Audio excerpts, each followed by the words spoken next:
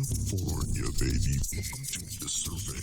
California, baby. Welcome to the survey of California, baby. Welcome to the survey of California, baby. Welcome to the survey of California, baby. Welcome to the survey of Phoenicians. Welcome to the survey of Phoenicians. California, baby. Welcome to the survey of Phoenicians. California, baby. Welcome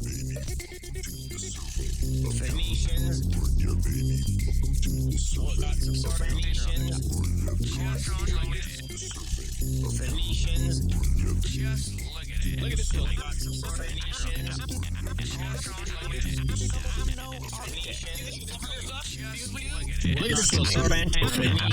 building. Phoenicians. I'm no architect. Look at this building. Look at this building. I'm no architect. Look at this building. Look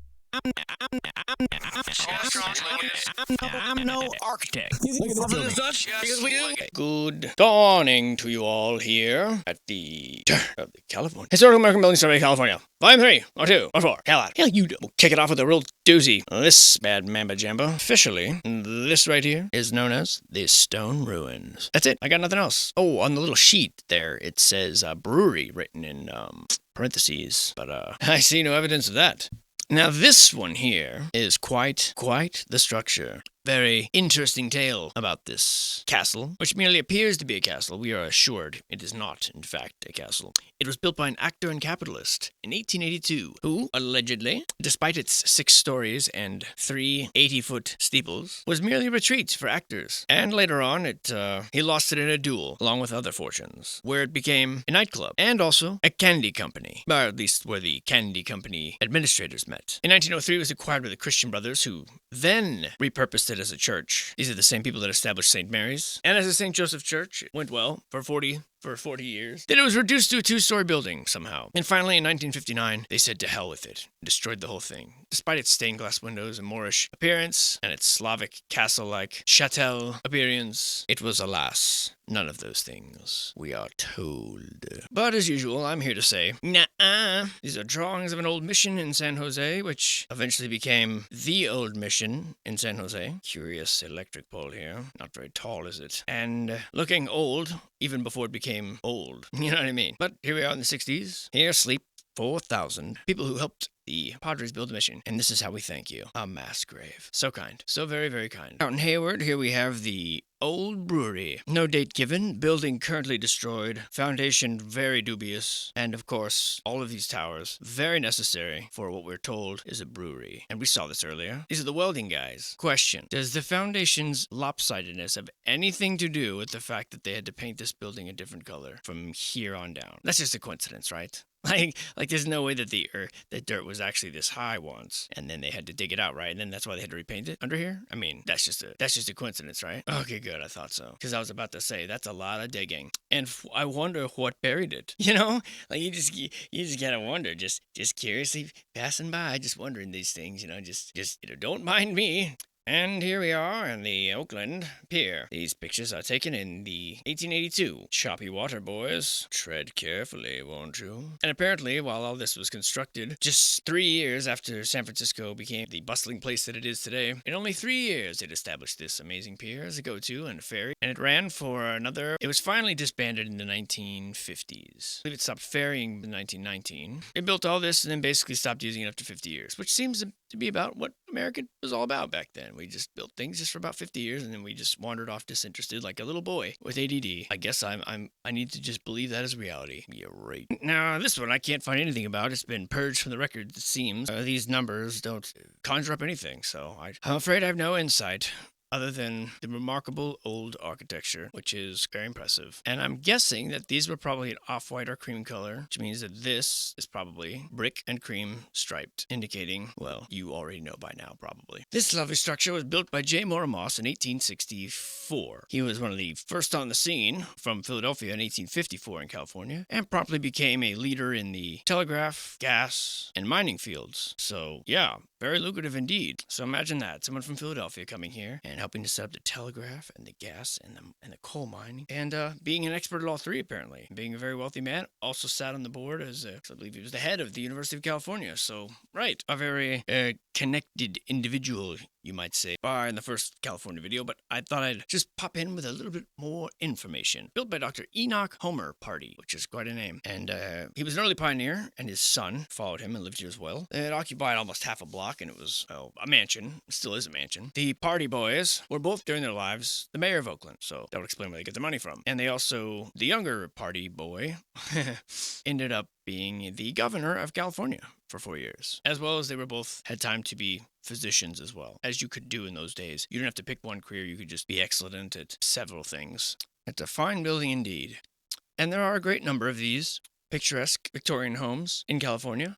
This next one is the Orthodox Church of Assumption, the first Greek church in the area, built in 1920 allegedly by Mr. Charles Burrell, we are told. Plans to move it. Not sure if they ever did. I somehow doubt it because of the, the boards here and here, also here, here, here, and here, also here, and forget about that one. And what a gorgeous room, and what amazing light fixtures to just leave behind. Makes no sense. And this is from the pulpit, the view, if they call it that. And this is, what is this? Okay, that is hey guys, right over here, it's me and Jesus hanging out. I mean, I'm no artist, but that might be the gayest Jesus mural of all time. Mic drop. Dang, that's cool. 1920, huh? You know how to do this. And you needed to. I don't know. Hard to believe. There's a string of houses here in Eureka that have seen better days. I think we've actually been through here already. The Paramount. And we were also here. And I find this building to be very mysterious. Everything from the strange Egyptian, puppet master art. He's got all these people on strings. Just not really seeming like something that people would build in that era. I don't quite get it. If we're trusting the official narrative, that is. Chances are, in my mind, it was already like that, and they just uncovered it and or doctored it up in a way that made it look like, it's a revival. And, kind of ominous. These strings leading to, the old westerns and Native Americans and just, these myths of America. It looks like it's sort of mocking the native girl riding a reindeer, riding an elk, and I don't know, maybe I'm looking too much into it, but just seems a little odd to be putting on your theater in 20s as if any of this is anything to do with, American culture.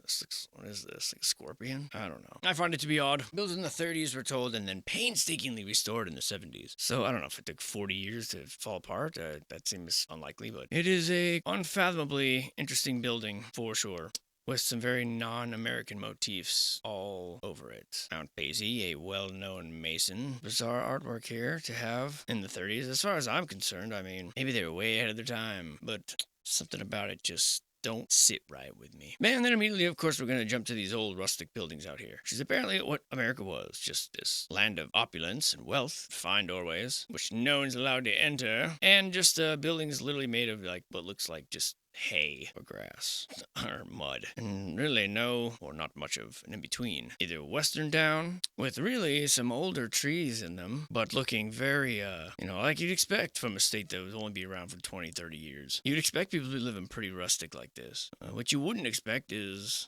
massive palaces and all that jazz. Don't mind us just taking this cannon through town. Just to remind you people, we kicked ass and we'll do it again. I don't know what's happening here. That seems like a very strange place to build a house. Almost like it drifted down in the water and just sort of came to rest here and they just stayed in it. But hell, I don't know. And I mean, man, look at these ruins. These are old ruins. I'm expected to believe that people built this stuff and 50 years later it just turned into this? Give me a break. Came to his death by the fall of a bank South Fork. What the hell does that mean? A bank South Fork? Age 27 years old. Well, however you died. And yeah, this looks totally normal. What a bizarre history. What a strange... This guy, the photograph looks like it was they're hiding in the bushes to take this one. What, they didn't want you around, dude? Oh, there we are, the old chimney that's occupying the middle of the field here.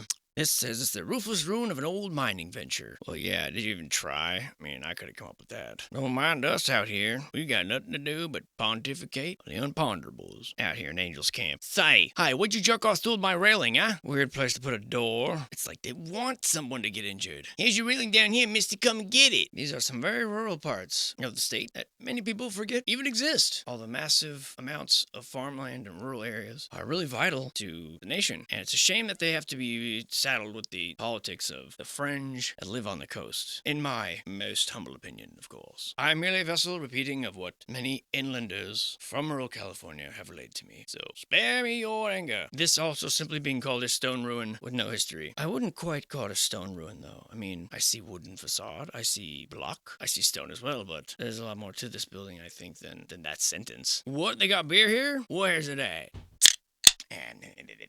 Hey, get out of my fucking way, Walter. Damn it, I was here first. Yeah, looks safe. There's a theater in color. Brick in yellow, brick in yellow. I do admire the dexterity in which these homes have been neglected. This would be the early days of California. The early days, back in the salad years, when everything was green. Poring over the blueprints, of which some of them are not helpful. Some of them, however, are. I want to say that after looking over many of these, and maybe this is the standard now, but these, the John Muir home in particular, hats off, really. My hat is off.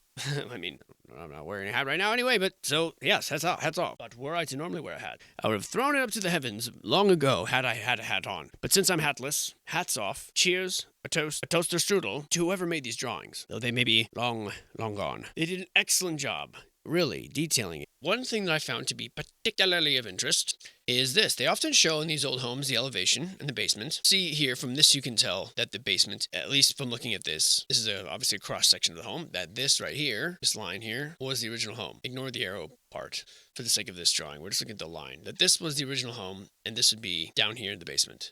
One of the arguments that I hear against this sort of, the flood theory is that, well, oftentimes the basements were only centralized in one part of the house, so explain that. Well, in this drawing, as you can almost clearly see, this over here with the crawl space, this was an addition. This is a freestanding structure. These things were added on. They only probably had to add the crawl space to make the elevation match, would be my guess. And they also point out the difference in the wall material in these rooms. However, this isn't exactly what earned my praise. I mean, the whole thing is just done excellently, from the details of the door jambs to the details of the ceiling medallions to cross sections of the window frame. I mean, the whole thing is just excellent.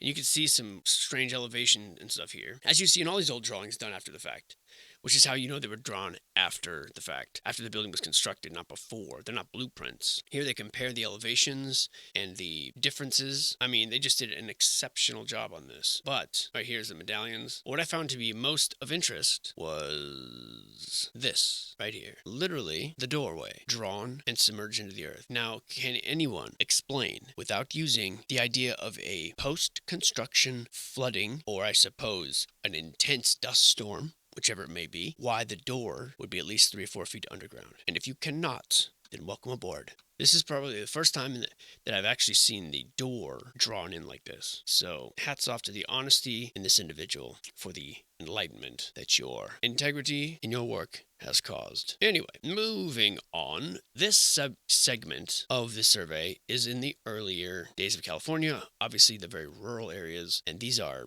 pretty much ruins. This is in Fresno, and nothing about these buildings, in my mind, implies anything suspicious. These are about how you would imagine homes to be constructed, using the materials, and they seem to fit the timeline very well. There's still a level of extravagance to them, but they are completely reasonable, especially that one. I mean, I don't really, the artist on this one, let's assume he's going abstract. Let's assume he misunderstood. Pit stop here at the Carson house. Now this house is considered to be the grandest Victorian home in all of America. And at first I scoffed at the lofty title. However, you know what? Man, they might be correct. So it was built over a series of years, a few years, by the man who allegedly first milled redwood. So the majority of the amazing accoutrements are composed of redwood. And this house, aside from this rather plain backside, I suppose, is just outstanding. I have a hard time imagining how they could have fit anymore. In terms of decor onto this thing, I mean, every inch of this is just covered in amazing detail. It really is mind-boggling and just really makes me feel like I live in a shoebox when I look at this. Looks like it's been, gathered from, a bunch of different sources, or maybe, perhaps created himself. I mean, the man was a mill worker. And if you can believe it, this house was purchased for just $30,000 by the Historical Society, by a preservation group, it says. $30,000, that's it. Shows you what the jackasses in office have done the past 20 years or so, 50 years. Just printed the money to oblivion. But what an incredible home. I mean, that's just the exterior. And I know I'm not really one to just wander through homes and, marvel at the interior architecture. I just cannot believe the grandeur of this place. It's just so incredible. And this is how we should be living, to some extent. I mean, it may not have to be this blown out, but our homes should. Why not? We should be living in basic luxury. I'm not saying you have every need that you want, everything in the world, all of us. No, but it's almost as if, we should all build our homes, make them places of comfort and inspirational. I mean, I never thought I'd be inspired by a doorway before. This place is in Eureka, if I hadn't mentioned it, and just very, not doesn't really do much in the way of advancing any preconceived narrative I may have, but I just thought it was excellent. And of course, I'm not trying to fit some narrative. I'm not trying to shoehorn everything into some version of the world. I mean, I'm going through these just honestly, straight up as they are. This obviously has nothing to do with any old world. These are just bridges, but they're in the survey, and that's what we're doing. So I really, it'd be nice to find something that sort of reassured me that everything was the way that I have always thought. I would welcome that information. That'd be nice. Not to have to just squint with suspicion at literally everything I see. And these fellas look like they are up to no good. This guy right here posturing. Hey, what sight? This guy right here, like, you fellers looking to rustle up some trouble? This guy sees the cameraman approaching. He's like, hey, do we know this guy? This guy's like, say the word, Johnny. I drop him like a bag of fleas. These guys are like, hey, you like our scarecrow? Does it look real? Are you guys in line for Splash Mountain, or these are the ruins of an old fort made with some straw brick? And you can tell this is obviously some very kind of primitive even brick. The straw is still really visible. Using straw as a binding agent, I believe. And these ruins are interesting, looking like there's more to the story here, but nothing too incredibly fancy that you can't explain with official narrative. It gets a little dicier when you talk about these public buildings here, which have this sort of what I call the Alamo sort of mission look, what they'd probably call, post-colonial Spanish revival or whichever. But this is an old world building for sure. And let's peek around the back here. There it is. There's the old dirt piled up there, and just as if they just sort of shoved it away and put a bunch of, what is all this trash on here? That's what's behind every building. But yeah, the floor down here, I don't know what the point of all this is. But this whole area seems to be under construction. Still doesn't explain why this is here and why the base of this building seems to be so different than the top, other than the fact that dirt was probably piled up to here and they painted it. And then when they removed this dirt, finally excavating it, and they added this concrete staircase in, the original brick was kind of restored somewhat. That'd be my guess. I mean, why else would it look so different? I mean, that's just silly. The way they had to build all these external staircases just to enter the damn thing. So I'm guessing that was an old adobe structure that was there before. Here's a mansion out near Beverly Hills, looking quite old world. And actually, I think we've been here before. The old world fountain here, little black and white mason checkerboard flooring, the chalices here, the fountain in the middle of the property, a courtyard. Looks like it's an octagonal fountain. And yeah, we've been here before. This is that house that has that stupid Christmas tree. And here's this sort of cascading fountain. We've seen this in the old world many times. There's this is where it leads down to. Chalice here. Oops, not there. There. And of course, the worst, the most ridiculous, most horrendous, ugly Christmas tree of all time.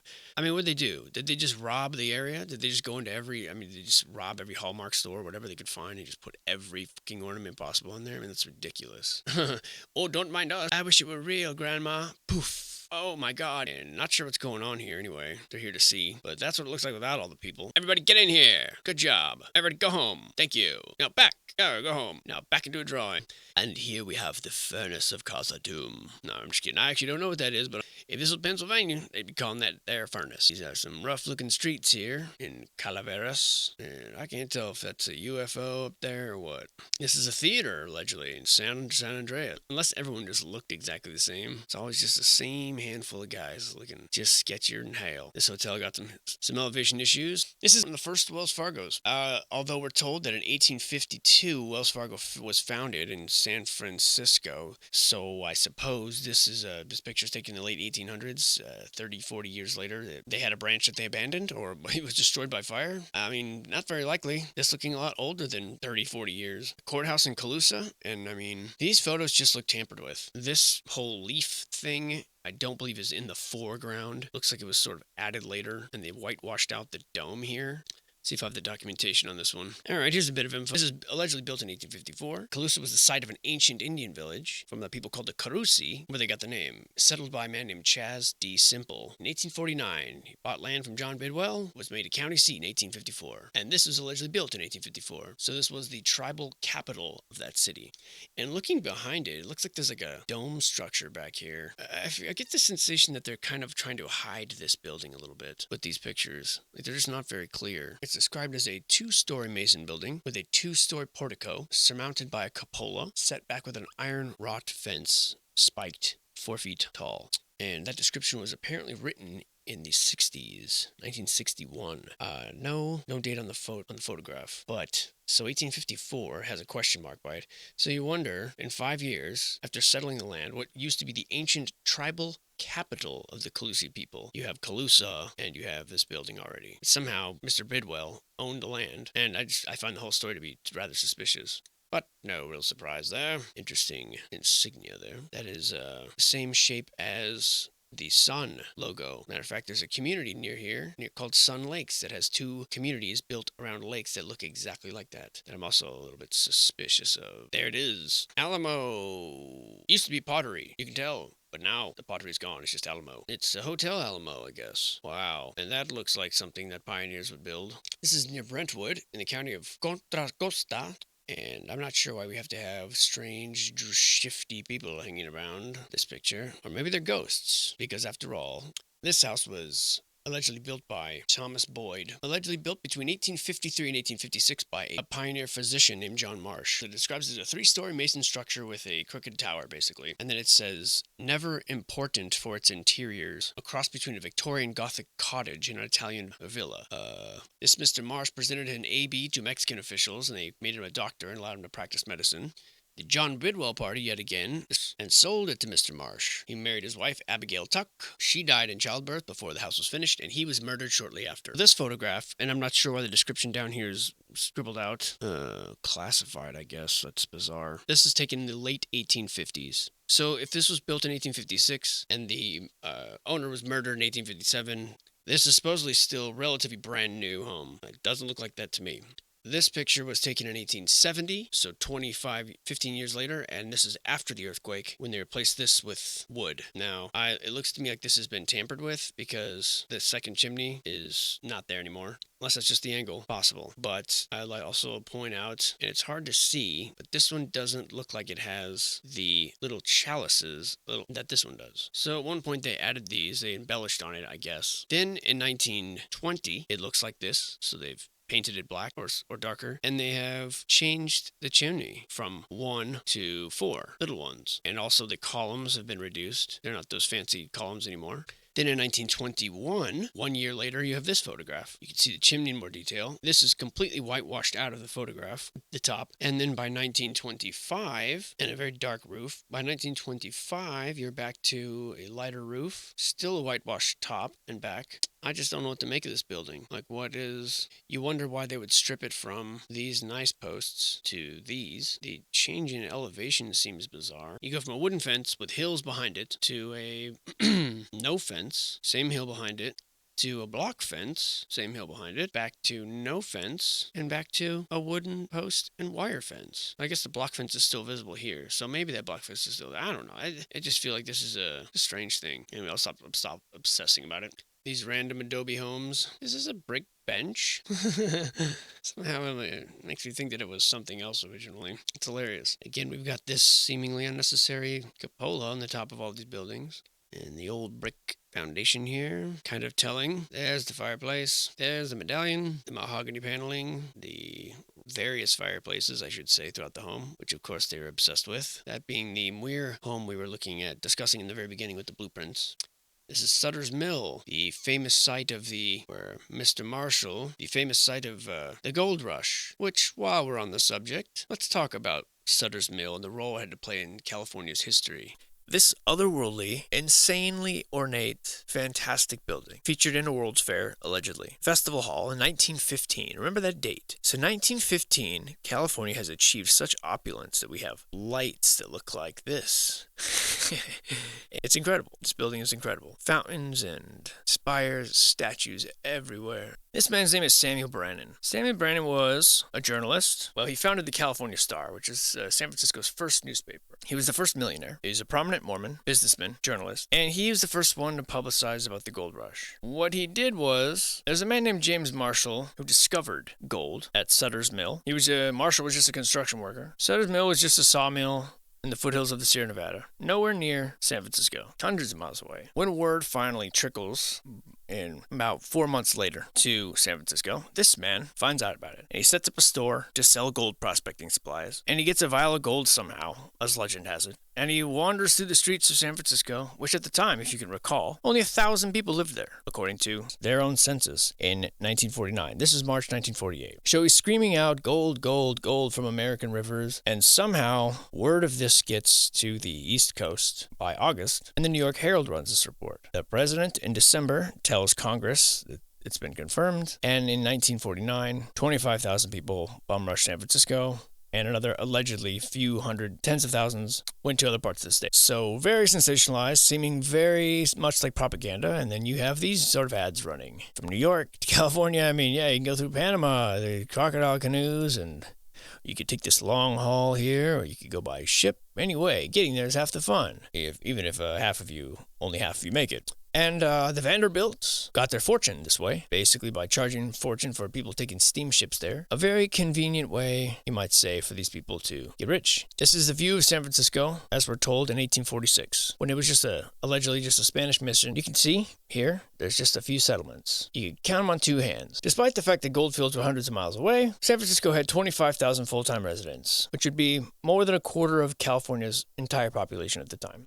It says they lived in tents, wood shanties, or deck cabins that were taken from all the abandoned ships. So you would expect something like this. This would be something along the lines of what we saw in the picture. This would be what I would expect. Shanties, as they described. A Golden State, Mining and Economic Development in Gold Rush, California, published by Berkeley University of California Press. Something like this, right? At its most crowded. This is a similar mining town. It's been in existence for about 50 years or so, especially like the restaurant down here.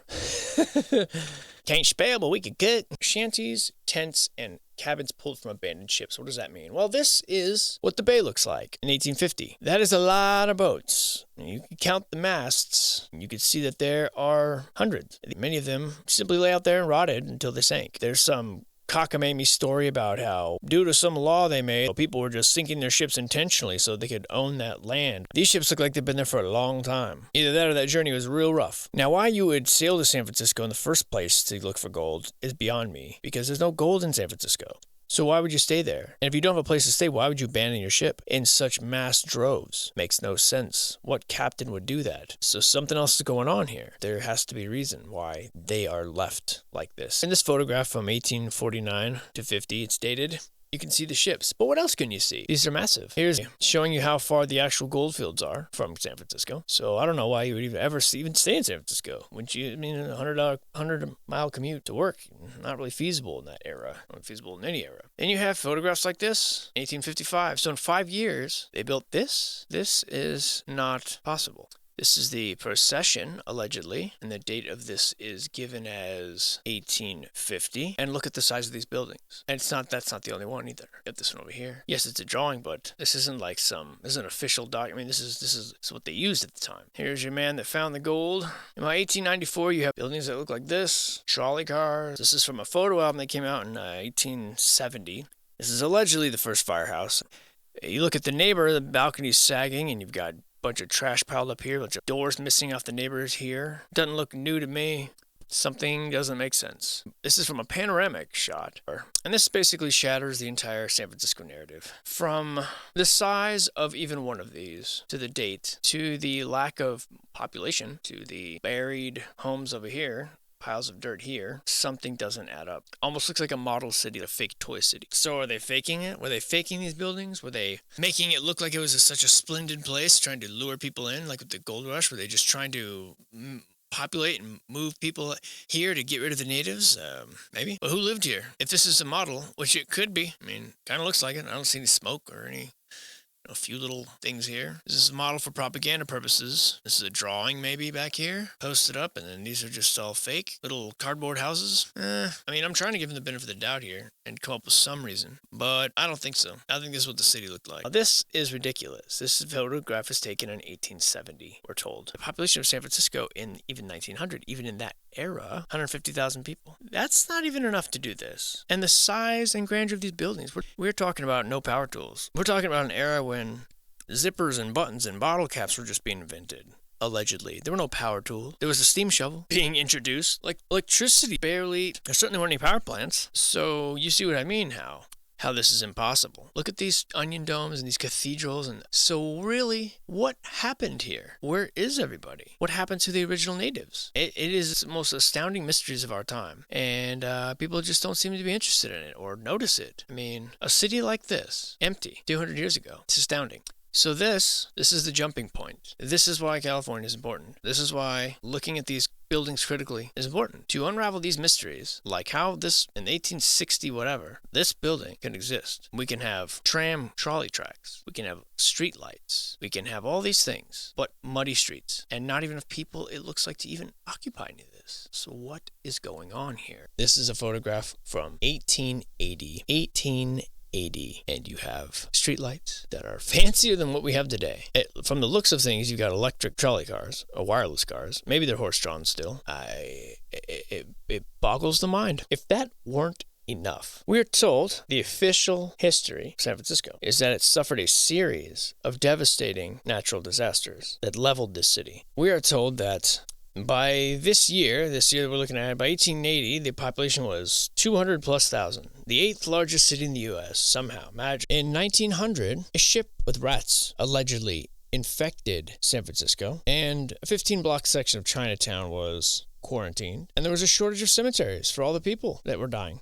In Colma, the dead outnumbered the living by 1,000 to 1, we're told. This lasted for 4 years, where all burials within the city were banned. Cemeteries were moved to the undeveloped area south of the city. Now, on top of all this, in 1851, despite the photos you've seen and are looking at now, San Francisco endured a sequence between 1849 and 1851 of 7 fires. These fires destroyed 3/4 of the city. May 3rd, 1851. A paint store above a hotel. Fire was fueled by high winds, carried down the street, then shifted south, and all the wood plank sidewalks that are not featured here, as these are stone, caught fire. 2,000 buildings, which the fact that they had 2,000 buildings in 1851, after being there for 2 years, is insane. So 3/4 of the city is 2,000 buildings. So saying they had 3,000 buildings. Nothing remained in the city.